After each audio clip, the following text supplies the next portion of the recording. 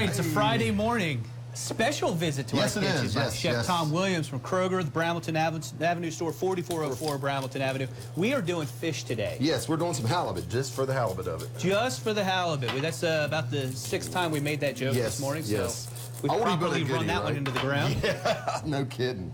Repetition's the key to comedy. That's right. As I've always said. Right. So what is the key to Well, halibut? this is some halibut that's been marinating in some lemon juice, some olive oil, paprika, and roasted garlic. Okay. Now, when you marinate, you don't want to let that sit for too long. No, this has been going fish.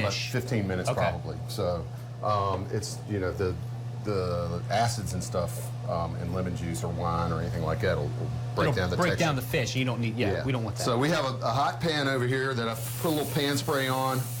I'm going to put the halibut down. The side I just put the salt and pepper on. It takes 2 or 3 minutes per side. You know, or if you want it a little more well done, like I do, I'll probably let it go 4 or 5 minutes to the side. And to go with this, we're gonna, much to Mr. Brewer's chagrin, we're gonna have a fruit salsa, and it's gonna be made with some fresh peaches that I peeled and diced up. Yeah. A little bit of fresh red bell pepper,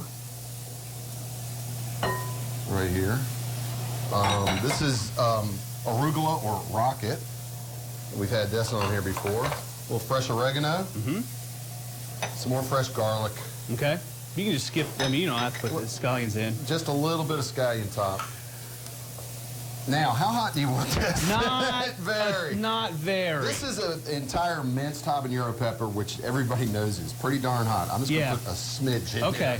That was sitting on the counter. Do I need to avoid putting my hand? I wipe down and that down. And because that's a real thing. That's a real concern. Yeah, you notice when I was messing with it, I put on 2 sets of gloves. Right. And I immediately went over and washed everything. Yeah. And this is the juice of about 2½ lemons.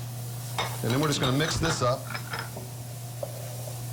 Put a little salt and pepper in there after I get it tossed a little bit. And that sits for about 30 minutes.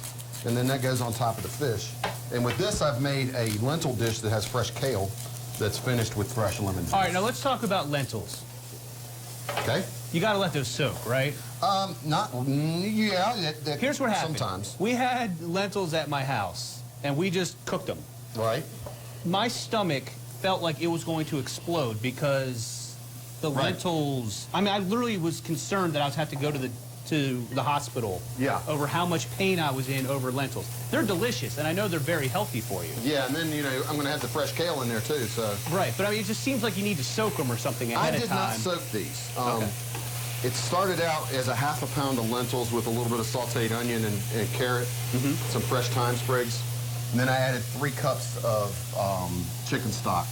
And I diced up about 5 Roma tomatoes, or you can use canned tomatoes in their juice.